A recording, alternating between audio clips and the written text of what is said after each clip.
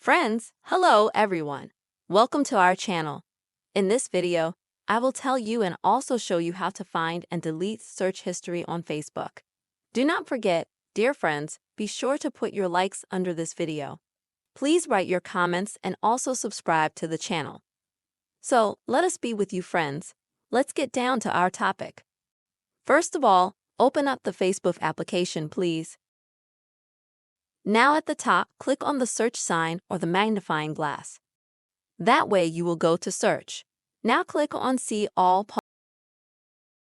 and you'll be able to find all the searches, for example, for people that you've done on your Facebook account. And if you need to, you can click on the cross next to the person to delete them. Or you can just click at the top, clear everything. That way, your entire search will be cleared. The second way is to see your search history. To do that, go to the bottom right of the menu, then the gear, and then scroll down and go to the activity log section. Now your activity history. And here you'll also see your various searches and activity on Facebook. So these are the two methods that you can use to find and delete your Facebook search history. I really hope this video has helped you.